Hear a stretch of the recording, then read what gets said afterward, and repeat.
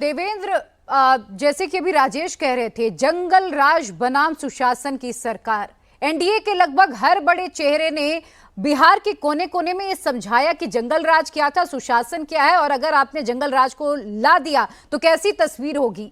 ये बहुत महत्वपूर्ण था शायद एनडीए के लिए बताना और जनता तक अपनी बातों को पहुंचाना। लेकिन अब आगे नीतीश के लिए चुनौतियां क्या होंगी, अब आगे क्या? और प्रिया, एक चीज़ बहुत ज़्यादा ध्यान देने वाली ज़रूरत रहेगी, जो बड़ी चुनौती का काम होगा नीतीश सरकार के लिए, कि लॉ एंड ऑर्डर को आप कैसे और ज़्यादा बेहतर करें। जैसे एसआईआर विवाद के पहले की स्थिति को अगर आप देखें तो जिस प्रकार से अचानक से क्राइम दिखने शुरू हुए थे, और आपको याद होगा कि किस प्रकार से बंदूक लहराते हुए नर्सिंग होम में जाके पिस्टल लहराते हुए गोली मारी गई थी, तो उन सारी तस्वीरों ने बिहार में सरकार के खिलाफ एक माहौल क्रिएट किया था। ये अलग बात है कि राहुल गांधी ने अचानक एसआईआर की एंट्री कराई और उन सारे इश्यूज़ को गौड़ करके एक नॉन इशू को इशू बनाने की कोशिश की, जिसका उनको खामियाजा भुगतना पड़ा। लेकिन आगे सरकार के लिए निश्चित तौर पर वो चिंताएँ रहेंगी कि कैसे, पहली बात तो ये है कि लॉ एंड ऑर्डर के मसले पर आप डिलीवर करें। दूसरी चीज़ कि फाइनेंशियल मैनेजमेंट कैसे हो, क्योंकि इतने पैसे को अगर 10-10 हज़ार रुपये की धनराशि दी गई है तो बिहार इतना ऐसा साधन संपन्न स्टेट नहीं है जिसके पास बहुत ज़्यादा रिसोर्सेज हो।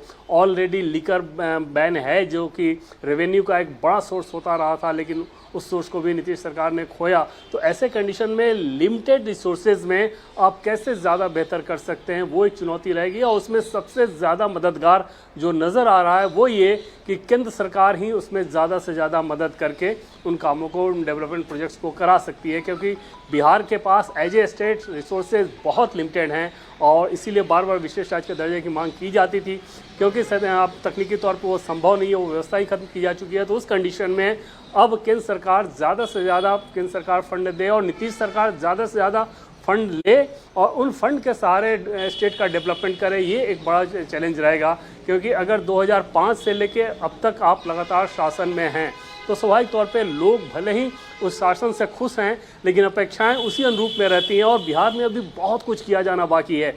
ये सही है कि इंफ्रास्ट्रक्चर के मामले में बहुत शानदार काम हुआ है, इलेक्ट्रिसिटी के मामले में अच्छा काम हुआ है, लेकिन एजुकेशन की बात कर लें, हेल्थ की बात करें, तो ये सारे वो सेक्टर हैं जहाँ पे ज़्यादा काम किए जाने की ज़रूरत है। और दूसरी चीज़ कि इन्वेस्टमेंट कैसे आकर्षित करें, ये राज्य सरकार के सामने एक बड़ी चुनौती रहेगी कि ज़्यादा से ज़्यादा निवेश आए। और निवेश, क्योंकि लैंड बैंक बिहार का बड़ा हो नहीं सकता, तो उस कंडीशन में ज़्यादा से ज़्यादा तकनीक आधारित इंडस्ट्री को ही वो आकर्षित कर सकते हैं, क्योंकि ह्यूमन रिसोर्स वहाँ पे बहुत अच्छा है। आप देखिए कि बिहार के लोग पूरे दुनिया में जाके वहाँ पे अच्छा करते हैं। तो उस कंडीशन में वैसे मेहनतकश लोग जिस स्टेट के पास हों, वहाँ पे अगर तकनीक बेस्ड ज़्यादा से ज़्यादा इन्वेस्टमेंट जाए तो वहाँ पे राज्य अच्छा कर सकती है। तो नई सरकार इन सारी चुनौतियों से ज़रूर निपटना चाहेगी। एक बार शपथ लेने के साथ ही उनके लिए सामने वो टास्क रहेगा। जी।